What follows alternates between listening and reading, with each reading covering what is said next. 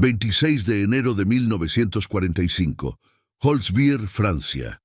Un soldado alemán de la Segunda División de Montaña observa desde la ventana del puesto de socorro cómo los médicos transportan a los heridos. Su unidad acababa de atacar con 250 hombres y 6 tanques. Su objetivo, un único teniente americano subido a un cazatanques en llamas.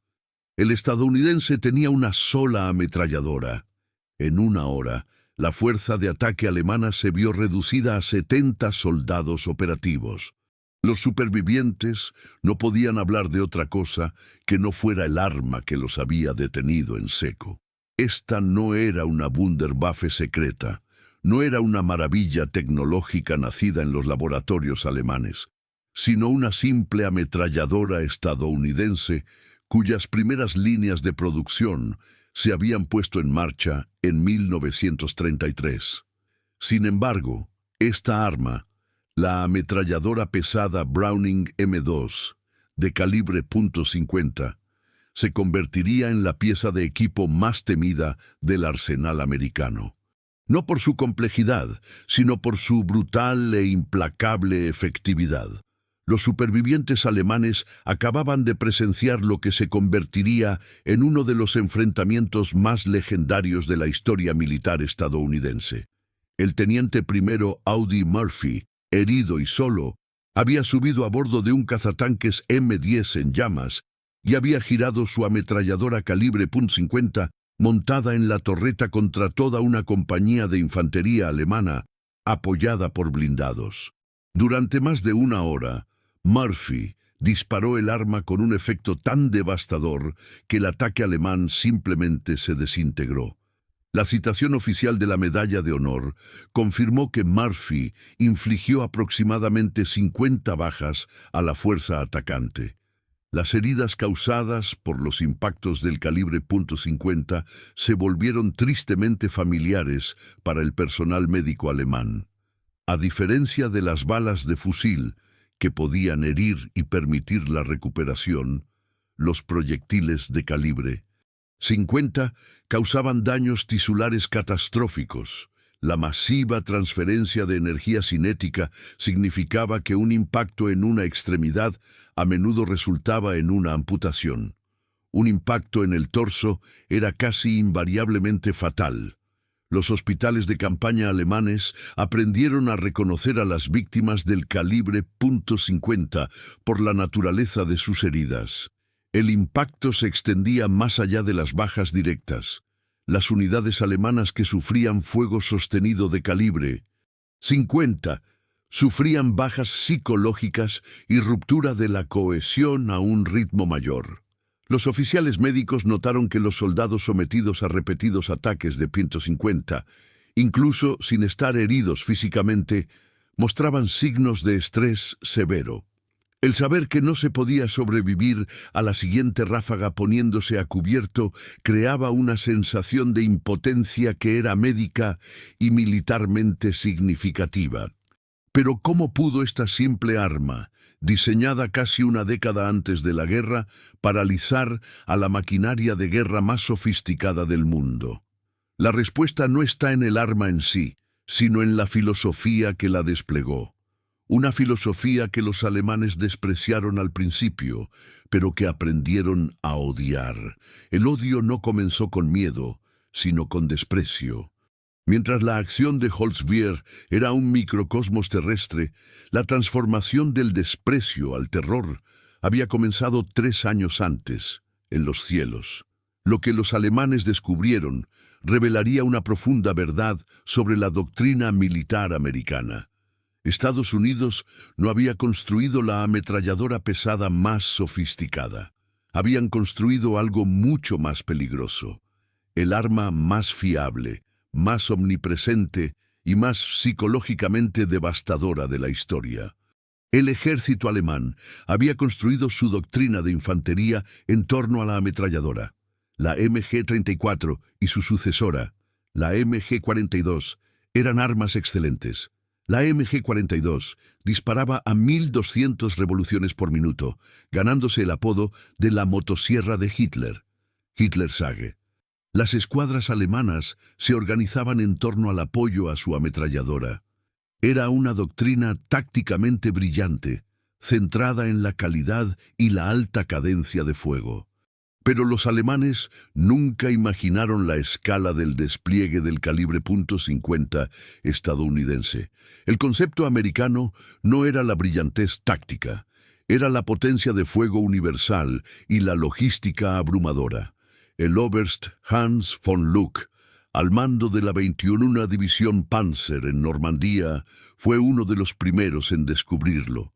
Su división fue de las primeras en enfrentarse a las fuerzas estadounidenses en combate terrestre sostenido. Lo que von Luck descubrió fue que la doctrina americana había colocado la calibre .50 en prácticamente todos los vehículos de combate. Los jeeps las montaban, los camiones las montaban, los semiorugas las montaban, los tanques las montaban en los techos de las torretas, los cazatanques las montaban, incluso los vehículos de suministro las llevaban para proteger los convoyes. Los estadounidenses habían logrado algo que los alemanes nunca intentaron: una cobertura universal de ametralladoras pesadas. Von Luck escribió en sus memorias: «Se nos había dicho que nuestro entrenamiento y nuestra doctrina táctica superarían la ventaja material americana. En Normandía aprendí la verdad. Los americanos no necesitaban tácticas superiores. Tenían suficiente munición para cometer errores y aún así ganar. Sus ametralladoras calibre 50 estaban en cada vehículo, cada posición, disparando continuamente. No podíamos movernos a la luz del día. Cualquier intento de maniobra atraía un fuego inmediato y abrumador. Esta diferencia filosófica fue más evidente en el aire. El 6 de septiembre de 1943, los cielos sobre Stuttgart. 388 fortalezas volantes B-17 se aproximaban al corazón industrial de Alemania. Las unidades de caza de la Luftwaffe se lanzaron a interceptar. Entre ellos había veteranos que confiaban en sus Focke-Wulf 190, armados con 4 cañones de 20 milímetros. Armas muy superiores, pensaban. Los pilotos alemanes iniciaron sus pasadas de ataque desde arriba y de frente. A 800 metros abrieron fuego, esperando ver cómo sus objetivos se desintegraban. Esperaban una victoria fácil. Entonces sucedió algo que cambiaría la comprensión alemana del combate aéreo para siempre. Los bombarderos estallaron en fuego. No el humo de aviones dañados, sino los destellos de sus bocas de cañón. Cada B-17 llevaba 13 ametralladoras Browning M2. Una formación típica de 36 bombarderos significaba 468 ametralladoras pesadas, todas disparando el mismo cartucho calibre .50. La potencia de fuego defensiva combinada superaba las 6.000 balas por minuto, creando un muro de acero que ningún caza podía penetrar con seguridad. Los pilotos alemanes sintieron cómo sus aviones se estremecían mientras las balas del E-50 perforaban alas, capós de motor y cabinas. Interrumpieron los ataques, cayendo en picado. Se perdieron 45 B-17, pero las pérdidas de cazas alemanes fueron catastróficas. Lo que los pilotos alemanes no entendían era que no se enfrentaban solo a un arma, sino a una filosofía. Los estadounidenses habían resuelto el problema de la defensa de los bombarderos no con sofisticación tecnológica, sino con un volumen de fuego abrumador. Los pilotos de la Luftwaffe habían sido entrenados para respetar los cañones de 20 mm porque podían destruir un bombardero de un solo golpe. Pero el .50 americano no explotaba, no lo necesitaba. El enorme proyectil, viajando a 2.900 pies por segundo, simplemente perforaba agujeros en todo. El Oberleutnant Heinrich Worms describió las formaciones. Atacar a los americanos es volar a través de una tormenta de acero. Ves las trazadoras, una de cada 5, y sabes que por cada una que ves, 4 balas más que no puedes ver están volando. Cuando te acercas al alcance efectivo del cañón, Ya estás dentro de su zona de muerte. Pero el verdadero horror para los alemanes no era el volumen, era la fiabilidad. Los pilotos alemanes sabían que sus cañones sofisticados eran propensos a atascarse en el aire frío a gran altitud. La Browning M2 americana, en cambio, simplemente funcionaba. Disparaba continuamente. Operaba en temperaturas de 40 grados a plus 40 grados C. El teniente Wolfgang Fischer, un piloto de J-88, lo capturó en su testimonio. Lo que las convertía en verdaderas fortalezas no era su blindaje. Eran esas ametralladoras calibre .50 que nunca dejaban de disparar, nunca se atascaban, nunca nos daban una apertura. Era como volar hacia una picadora de carne.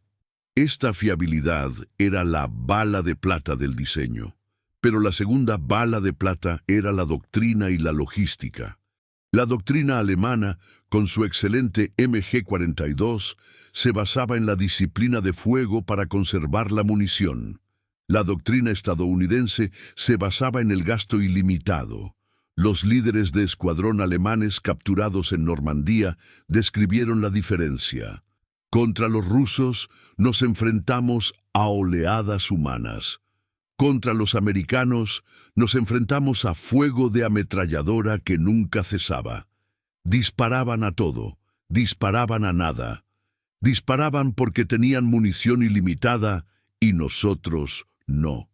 Después de 2 semanas, los soldados no salían de sus coberturas durante el día. No era cobardía, eran matemáticas. Moverse significaba morir. Las columnas blindadas americanas empleaban lo que llamaban reconocimiento por fuego. En lugar de avanzar con cautela, las unidades disparaban sus calibre .50 continuamente hacia cualquier ubicación sospechosa, líneas de árboles, granjas, muros. El volumen de fuego suprimía las posiciones ocultas o provocaba un fuego de respuesta que revelaba su ubicación.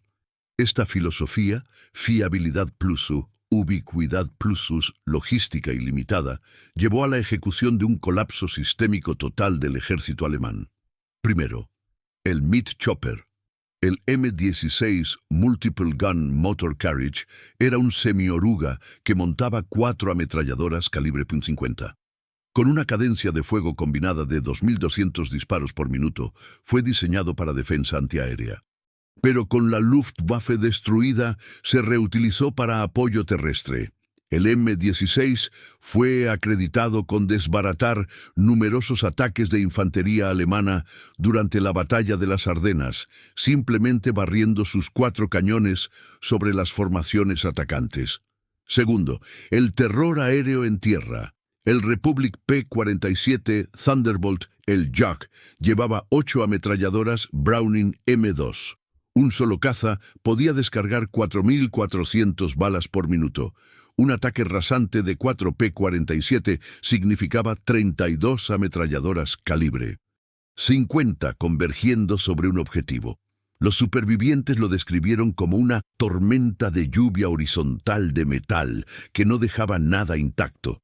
Las fuerzas alemanas se vieron obligadas a moverse solo de noche, paralizando su logística. Tercero, la muerte de la emboscada. La táctica alemana de emboscada de convoyes fracasó catastróficamente contra los estadounidenses. Los convoyes americanos intercalaban vehículos armados con .50. Al primer signo de emboscada, devolvían el fuego con un volumen tan intenso que los equipos de emboscada alemanes frecuentemente sufrían más bajas. Los convoyes empleaban un patrón de fuego alterno. Los vehículos de la derecha disparaban a la derecha, los de la izquierda a la izquierda, creando un fuego cruzado mortal. Cuarto, el colapso de la cobertura. La mampostería y los muros de piedra que detenían las balas de la MG-42 ofrecían poca protección contra los proyectiles de calibre .50. Los comandantes de tanques americanos usaban sus .50 para limpiar los pisos superiores de los edificios antes de avanzar. Los equipos de Panzerfaust alemanes, que necesitaban exponerse para disparar, eran aniquilados. Un comandante de compañía alemán describió la imposibilidad de la defensa urbana. No había lugar seguro. Te cubrías detrás de muros interiores y las balas los atravesaban de todos modos. Quinto, el terror psicológico nocturno. De noche, las municiones americanas usaban una trazadora por cada 4 balas normales. Los soldados alemanes podían, literalmente, ver la muerte acercándose. Sabían que por cada trazadora que veían, 4 rondas invisibles más volaban por el mismo camino. Un líder de escuadrón alemán capturado cerca de Aquisgrán lo describió como las matemáticas del terror. Ves 10 rastros de luz y sabes que 40 balas más están en el aire. Entonces te das cuenta de que no hay una, sino 5 o 10 armas disparando. Sobrevives solo por suerte. Al final, el alto mando alemán admitió en sus informes de posguerra que su doctrina había sido derrotada. El general Fritz Bejerlein, al mando de la élite Panzerlehr, escribió que su división fue diezmada, no principalmente por los bombardeos, sino por el efecto acumulativo del constante fuego de armas pequeñas que impedía a sus fuerzas maniobrar eficazmente.